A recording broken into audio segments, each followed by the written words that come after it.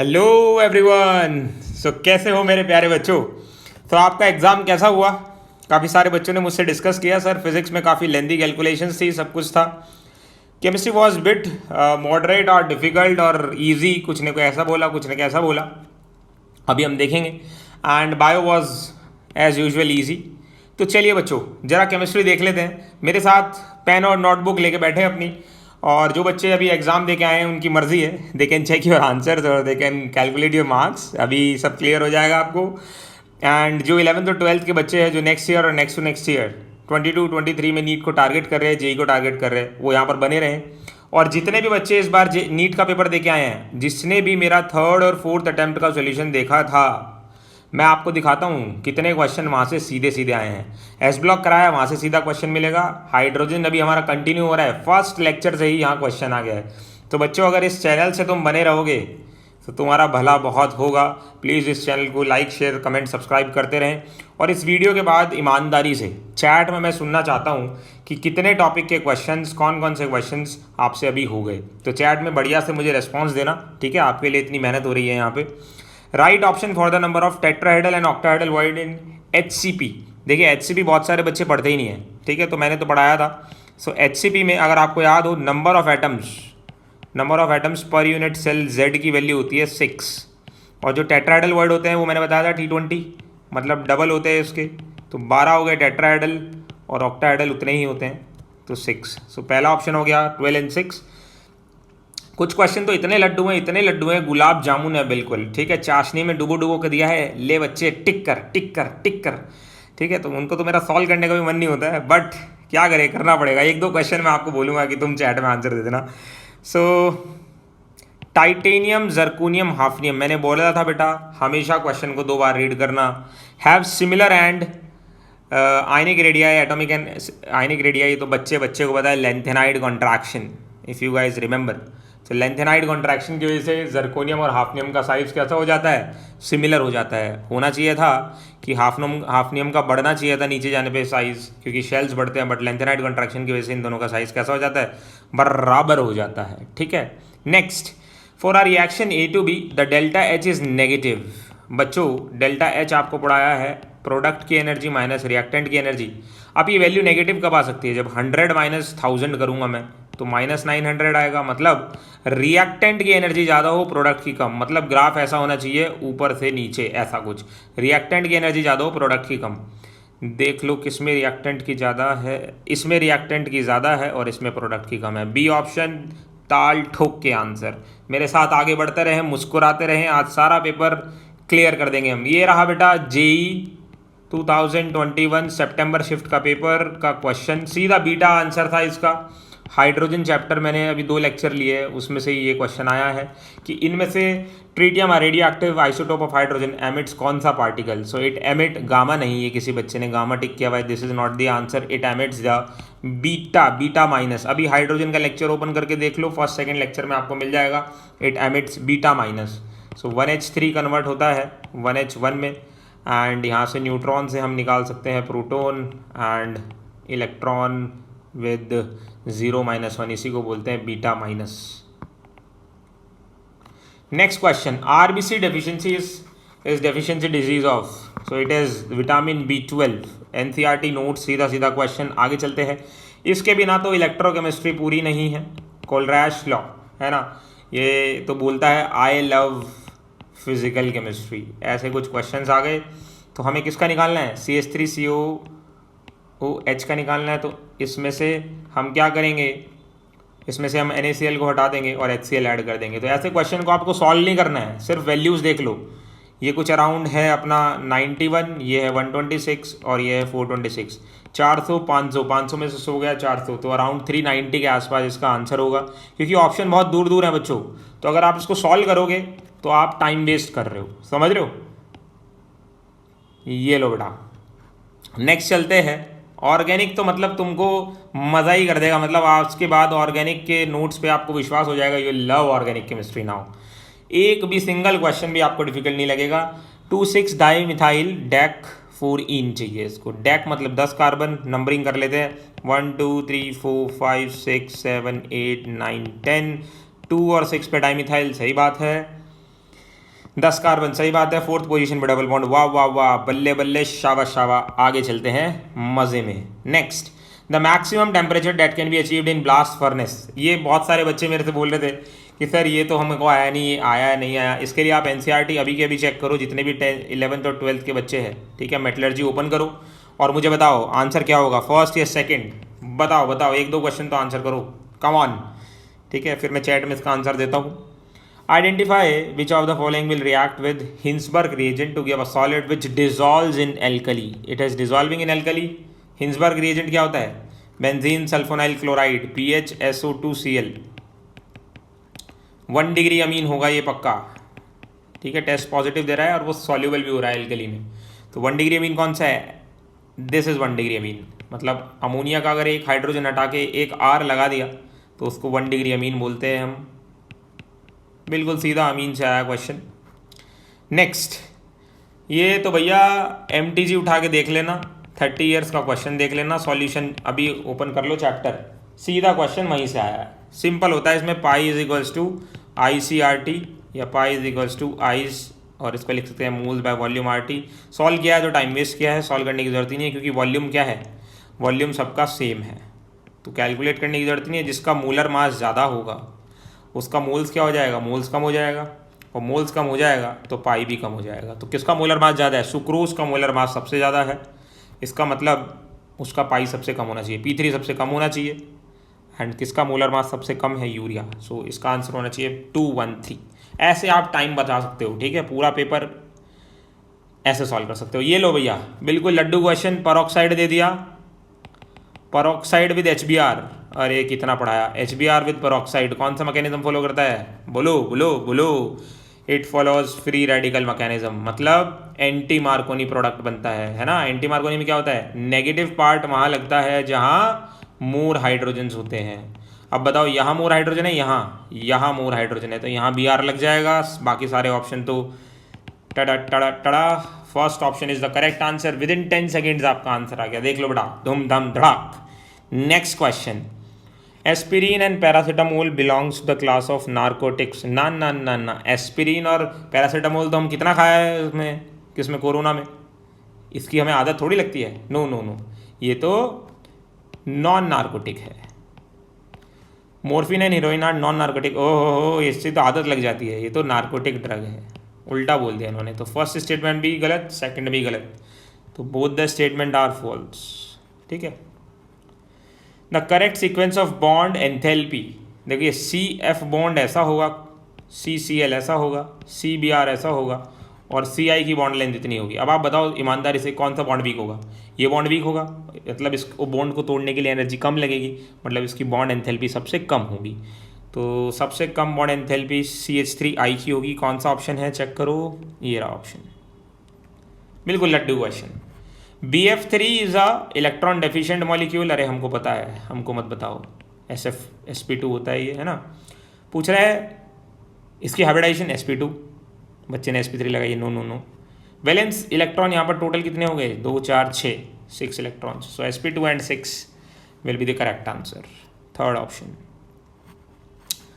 Next 65, भाई seriously thermodynamics का ये इन्होंने गुलाब जामुन क्वेश्चन दे दिया, मतलब कम से कम चाशनी तो कम कर देते डुबा डुबा के। अरे बच्चों 10 सेकंड के अंदर आंसर करो, Cp - Cv = I, Meyer's formula, बिल्कुल gulab jamun question. Next, among the following alkaline earth metals s block, जिसने भी पढ़ा है वो इस आंसर क्वेश्चन को बहुत आसानी से सॉल्व कर सकता है। आप 1 मिनट रीड करो, ये थोड़ा सा पेंसिल डिस्चार्ज हो गया। सो कौन सा ऐसा अल्कलाइन अर्थ मेटल का हैलाइड है which is covalent in nature and soluble in organic solvent?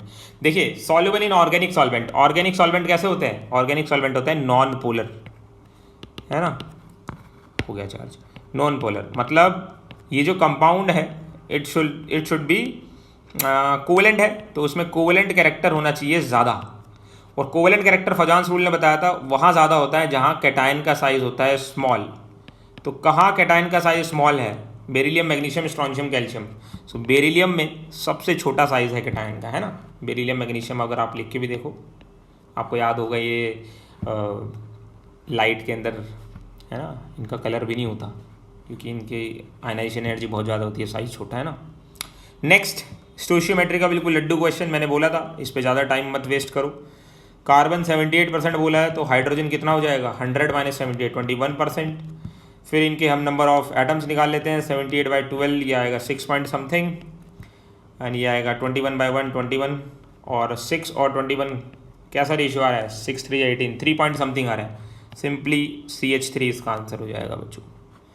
Next, a major product of dehydrohalogenation, ये लो भैया रिएक्शन मैकेनिज्म का क्वेश्चन, E2 रिएक्शन बोल दिया इसने। यहाँ पे क्या बन रहा है, 2 ब्रोमो पेंटुइन बन रहा है, मतलब कुछ ऐसा स्ट्रक्चर दिया है इसने, इससे बोल रहा है कि ये बन रहा है।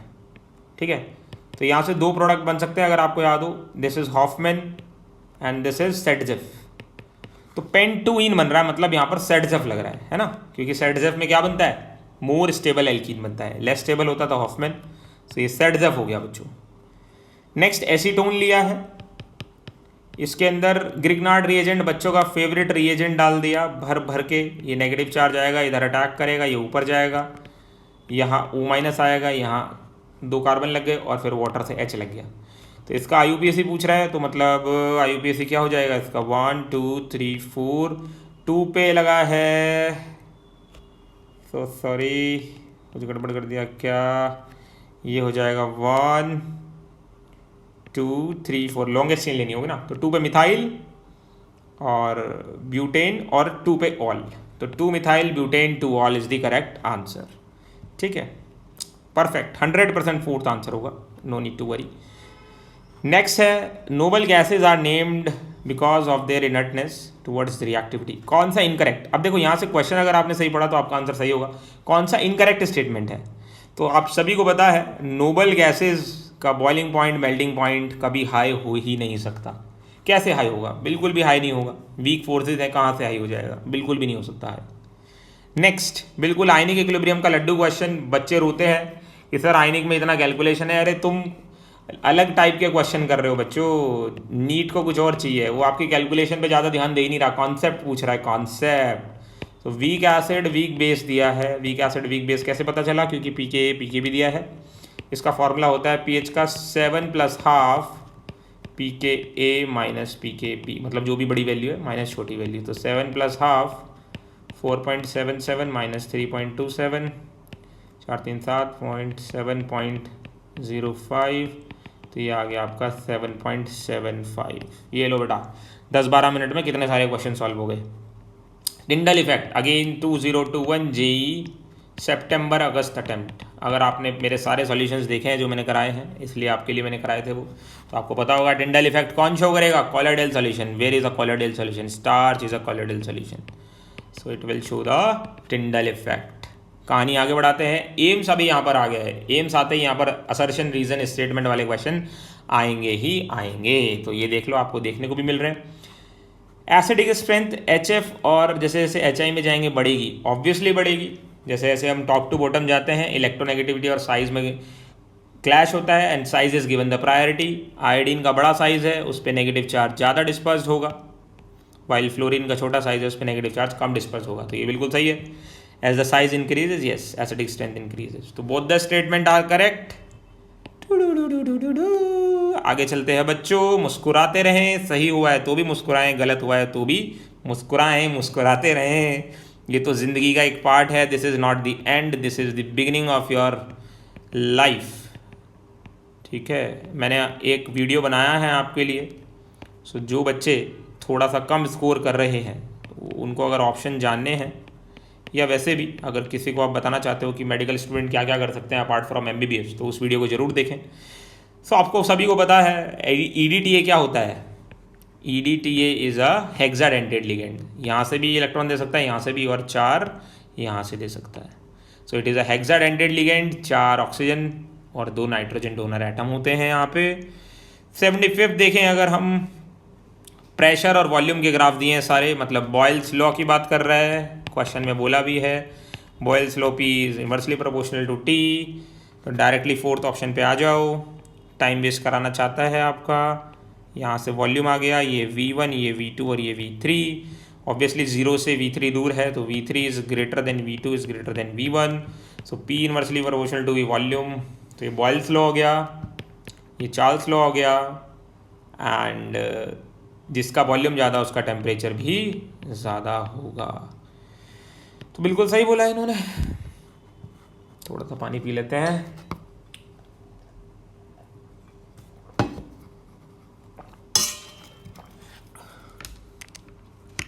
Next, the structure of beryllium chloride in solid state and in vapour state. Devi Prasad trick अपनी सीधी सीधी पूछ ली है इसने, मैंने बताया था it is polymeric in solid state and dimeric in vapour state.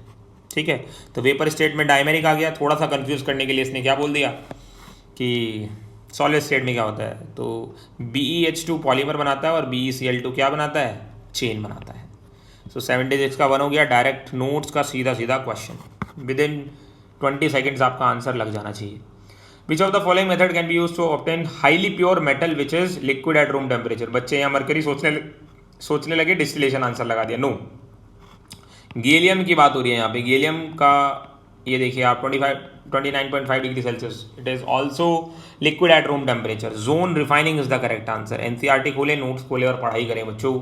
Metamerism कौन शो करेगा, आइसोमर का बिल्कुल सीधा सीधा क्वेश्चन। आइसोमेरिज्म, मेटामेरिज्म, तो सीधा सीधा ये आंसर हो जाएगा इसका।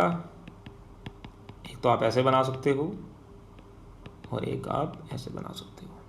तो ethoxy ethane and methoxy propane. ये एक सॉलिड स्टेट का बढ़िया क्वेश्चन है। अगर आपने मेरी वीडियो देखी है क्यूटार मदर वाली, तो उसमें मैंने बताया आपको कहाँ BCC बनता है, 012, 012 और 2, और यहाँ मैंने बताया आपको कहाँ कहाँ ये बनता है। सो BCC बनता है आपका क्यूबिक, टेट्रागोनल और ऑर्थोरोम्बिक में, मतलब 3 इसका बिल्कुल सीधा सीधा आंसर हो जाएगा। इनमें से कौन सा एडिशन पॉलीमराइजेशन है, तो Dacron is a polyester, novel nylon 66 हो गया आपका पॉलीअमाइड, नोवल एग कंडेंसेशन है, इसमें छोटा सा मॉलिक्यूल निकल जाता है। टेफ्लॉन, टेफ्लॉन इसमें एडिशन होता है ना भाई, यही तो करते हैं। याद करो बच्चों, भूल गया सब कुछ, याद नहीं अब कुछ। अरे सर क्या बताऊँ। नेक्स्ट, ये क्वेश्चन बच्चों को लगा इजी है, बट एक यही क्वेश्चन था पूरे पेपर में जिसमें आपको 1 मिनट का टाइम लग सकता है, क्योंकि इसमें कैलकुलेशन थोड़ी बहुत करनी थी। तो C is equal to frequency into lambda हो जाएगा। सीड दी है आपको, पता ना frequency equal to C by lambda होता है, तो वहाँ से मैंने इसको क्रॉस मल्टीप्लाई कर दिया। सो ये दिया है 3 इंटू 10⁸, ये दिया है 1.368 किलो बोला है, तो 10⁶ से मल्टीप्लाई कर देंगे इंटू लेमडा, ये 2 बचा, तो लेमडा हो जाएगा आपका 300/1.368। तो इसको आप थोड़ा सा कैलकुलेट कर लो, मैं कैलकुलेशन नहीं कर रहा हूँ, मैं तो पेंसिल चार्ज कर रहा हूँ ये। तो लेमडा हो जाएगा आपका, अरे बाबा थोड़ा सा टाइम लगेगा, बहुत सारे कॉल्स मैसेजेस आ रहे थे ना, इसलिए थोड़ा टाइम लग गया। ये सब चार्जिंग भी नहीं है इसकी। तो यहाँ से लेमडा हो जाएगा बच्चों, हो गया चार्ज। सो लेमडा हो जाएगा 300/1.368। सॉल्व करोगे तो बहुत क्लोज है, इसलिए आपको पूरा सॉल्व करने पड़ेगा। 219.29 आएगा शायद, तो इसका सेकंड आंसर हो जाएगा। Next, metal displacement reaction. आपको पता है बड़ी मछली छोटी मछली को खा जाती है, तो जो हाईली रिएक्टिव मेटल होता है वो लेस रिएक्टिव मेटल को क्या कर देता है, डिस्प्लेस कर देता है। लड्डू लड्डू लड्डू क्वेश्चन, लड्डू लड्डू लड्डू लड्डू लड्डू क्वेश्चन, ये मेरे बचपन का प्यार है। बचपन से तो पढ़ रहे हो इसको क्वेश्चन को तुम, बचपन का प्यार भूल मत जाना तुम, है ना। द इनकरेक्ट स्टेटमेंट, इसमें से कौन सी स्टेटमेंट गलत है। तो अगर आप नोट्स अच्छे से पढ़ते हो, एनसीईआरटी अच्छे से पढ़ते हो, तो ये क्वेश्चन तभी होगा, वरना 100% गलत होगा। तो मैंने बताया था लेंथेनाइड्स जो होते हैं, ठीक है, जब वो +3 स्टेट में होते हैं, all the lanthanides in +3 state are coloured, और यहाँ इन्होंने बोला है कलरलेस, तो ये हो गया गलत। They are coloured not colourless. Dihedral angle of ethane, least stable पूछा है, मोस्ट स्टेबल होता तो हम इसको स्टैगर्ड बना देते 180 डिग्री एंगल, और लीस्ट स्टेबल है क्योंकि, तो ये क्या हो जाएगा बच्चों, इक्लिप्स स्ट्रक्चर बनेगा। ईमानदारी से चैट में बताना जितने भी 11th-12th के बच्चे हैं, किस किस को ये आता है आंसर क्वेश्चन। तो इक्लिप्स में हो जाएगा 0 डिग्री बच्चों, ठीक है। नेक्स्ट, रिपल्शन बहुत ज़्यादा होंगे ना इक्लिप्स में, ये तो इसके बिना तो क्वेश्चन ही नहीं हो सकता। तो आपको पता है PCl5 is trigonal bipyramidal, sp3d, SF6 is octahedral. तो A का 4 होना चाहिए, B का 3 होना चाहिए, B का 3, A का 4, A का 4, B का 3, इससे बात नहीं बन रही। तो BRF5 देख लो, BRF5 is square pyramidal, BF3 is trigonal pyramidal, D का 2, D का 2, D का 2। सो फर्स्ट ऑप्शन हो गया बिल्कुल सही अपना। ठीक है, ऐसे आप टाइम सेव कर सकते हो बेटा। किसी ने डायरेक्ट D का 2 पहले ही देख लिया होगा, तो उसको फिर यहाँ चेक करना पड़ेगा। तो PCl5 और BF3 से बहुत जल्दी हो जाता है ये क्वेश्चन। आगे चलते हैं बच्चों। ओह, CH3CH2 CO- में NaOH डाला, इथेन बना। तो कौन सा रिएक्शन है ये? देखिए, अगर आपको याद हो NaOH और CaO डी कार्बोक्सिलेशन रिएक्शन, याद है कुछ? यहाँ से CO2 निकल जाता है और इथेन बन जाता है। बट अगर यहाँ पर इन्होंने हमें इलेक्ट्रोलिसिस दिया होता तो ये कॉलबेज इलेक्ट्रोलिसिस हो जाता। बट क्योंकि इलेक्ट्रोलिसिस नहीं दिया है, NaOH plus CaO plus heat दिया है, so this is D carboxylation reaction. CaO will be the correct answer. Class 10th में भी ये पढ़ा होगा। ठीक है, नेक्स्ट है लो, इटार्ड रिएक्शन। किसको याद नहीं है? क्रोमाइल क्लोराइड टेस्ट या क्रोमाइल क्लोराइड रिएक्शन। और इसमें ऑप्शन भी बड़े बकवास दिए थे, अगर आपको याद हो। कुछ ऐसा हो जाता है इसके मैकेनिज्म में, फिर गया चार्जिंग। जब आप इसमें CrO2Cl2 डालते हो तो ये ग्रुप यहाँ पर आके बैठ जाते हैं, तो ये कुछ ऐसा बन जाता है बच्चों, ट्वाइस हो जाता है। तो यहाँ पर तो क्रोमियम ही नहीं दिया तो बिल्कुल मजाक कर दिया आपके साथ। तो फर्स्ट ऑप्शन करेक्ट ऑप्शन हो गया। नेक्स्ट, ये एक ऐसा क्वेश्चन है जिसमें इन्वायरमेंटल केमिस्ट्री अगर लाइन टू लाइन आपने पढ़ा है तो ही आप सही कर सकते हो, या फिर आपको अगर याद है कि ये रिएक्शन ट्रोपोस्फेरिक पॉल्यूशन करती है तो आप इसको सही कर सकते हो। तो इसका आंसर होगा बेटा ये third option, D will be 2 smog, C will be 1 acid rain and B will be 3 ozone depletion. अगर आपको याद भी हो, ये क्लोरीन से ओजोन डिप्लीशन हो जाता है ना। तो B का 3 से भी आप कर सकते थे, B का 3 फिर लेकिन दो जगह फंस जाता वो। तो ट्रोपोस्फेरिक कहने का मतलब है कि इन्वायरमेंटल केमिस्ट्री का क्वेश्चन है, सेकेंड या थर्ड पेज पे दिया है, तो अच्छे से रीड करते रहें। नेक्स्ट, देखने में टफ लगेगा क्वेश्चन बिल्कुल लड्डू है। किसको नहीं पता रेड फॉस्फोरस इन HI, HBZ रिएक्शन, D का फर्स्ट हो गया। किसको नहीं पता गेटरमैन कोच, किसको नहीं पता हेलोफॉर्म रिएक्शन, किसको नहीं पता एस्टेरिफिकेशन रिएक्शन। तो C का 4 होना चाहिए, C का 4 एक ही ऑप्शन है। OMG, मतलब ये तो बवाल हो गया बच्चों, मज़ा ही आ गया। नेक्स्ट, इसके बिना तो आजकल ना तो JEE का पेपर होता है ना ही नीट का पेपर होता है। सो यहाँ Fe+3 में है 3d6, 4s2 में से 3d5 बचेगा। स्ट्रॉन्ग फील्ड लिगेंड है, एक अनपेयर्ड, तो इसका 1.732 होगा। और यहाँ ये +2 में है, मतलब 3d6, स्ट्रॉन्ग फील्ड लिगेंड मतलब सारे पेयर्ड, कोई अनपेयर्ड नहीं है, मतलब μ0 तो मतलब ये यहाँ होगा। तो A का 4 C का 2, A का 4 C का 2, A का 4 C का 2। ये लो बेटा, Laddu, gulab jamun, rasgulla. Next, ditto notes का क्वेश्चन क्या बोल रहा है? डाइएजोटाइजेशन कराया पहले और फिर क्या किया, इसको हटा के यहाँ हाइड्रोजन लगा दिया। तो ये काम आप या तो H3PO2 से कर सकते हो या फिर इथेनॉल से कर सकते हो। NCERT में भी दिया है, अपने नोट्स में तो हाईलाइट किया हुआ है हमने, देखा। मैं बोलता हूँ नीट का ऑर्गेनिक केमिस्ट्री सिर्फ इतना ही है। सो आज के बाद सभी बच्चे बोलेंगे आई लव ऑर्गेनिक केमिस्ट्री। आप कितना भी फिजिक्स, आप कितना भी केमिस्ट्री में बोलो कि एक्सेप्शन होते हैं केमिस्ट्री में, है ना, बहुत टफ होता है, रट्टा लगाना होता है, NCERT रीड करनी होती है, बट बेटा इन दी एंड स्कोरिंग सबसे ज़्यादा यही होता है। अब आप देख लो फिजिक्स में कैसी कैसी कैलकुलेशन की है आपने, तो सच्चाई कुछ और ही है। NaBH4 डाला है, LiAlH4 डाला होता तो एस्टर और कीटोन दोनों जाते, रिड्यूस हो जाते। NaBH4 एक लेस रिड्यूसिंग एजेंट है, हाइड्रोजन के सेकेंड लेक्चर में मैंने पढ़ा दिया है, ये देख सकते हो आप। तो ये कीटोन का रिडक्शन कर देगा, एस्टर को टच भी नहीं करेगा। तो एस्टर को टच भी नहीं करेगा, एस्टर ऐसे ही, और कीटोन का रिडक्शन हो गया, एल्कोहल बन गया। लड्डू लड्डू लड्डू। सो आई लव ऑर्गेनिक, वाओ। अरे सेक्शन बी चल रहा है क्या ये? सीरियसली सेक्शन बी में भी लड्डू आने लगा क्या? We are solving section B. O M G, O M G, O M G, let me confirm. Wow सुनने में आ रहा था बहुत टफ क्वेश्चन आएंगे यहाँ से। So which of the following is not iso electronic?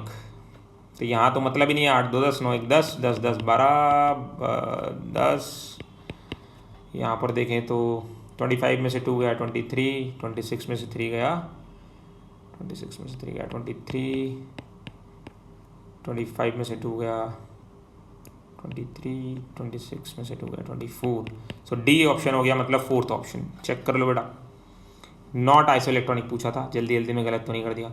ये एक बहुत बढ़िया क्वेश्चन आया नोट्स में से अपने, जिसमें मैंने आपको बताया था बेटा के होता है सी अल्फा स्क्वायर और अल्फा होता है lambda at any concentration upon lambda eight infinite dilution. So lambda at any concentration उसने दिया है 20, इनफाइनाइट डाइल्यूशन पे हमें पता है कैसे निकालते हैं, 350 + 50। तो ये आ गया 20/400 और के हो जाएगा सी कितना दिया है उसने, 0.007 अल्फा का स्क्वायर। इसको सॉल्व कर लेंगे हम। सो के आ जाएगा यहाँ से 1.75 × 10⁻⁵ मोल पर लीटर। सॉल्व करने की जरूरत नहीं है, ऐसे ही पता चल रहा है बिल्कुल 10⁻⁵ में जा रहा है और 2.5 तो जा ही नहीं सकता। नेक्स्ट बोल रहा है एक कंटेनर है जिसमें 4 ग्राम ऑक्सीजन ले लिया, 2 ग्राम हाइड्रोजन ले लिया, प्रेशर बताना है total. So total pressure will be total moles into RT। So PT volume उसने 1 दिया है, टोटल मोल्स कितने हो जाएंगे, 4/32 ऑक्सीजन के हो गए एंड 2/2 हाइड्रोजन के हो गए। R की वैल्यू दी है 0.082। बच्चे पूछते हैं सर ये R की वैल्यू याद करें क्या? कर लो बेटा कर लो, बट पेपर में भी देता है। टेम्परेचर दिया है 273। इसको सॉल्व कर लो, 25.18 आंसर आएगा।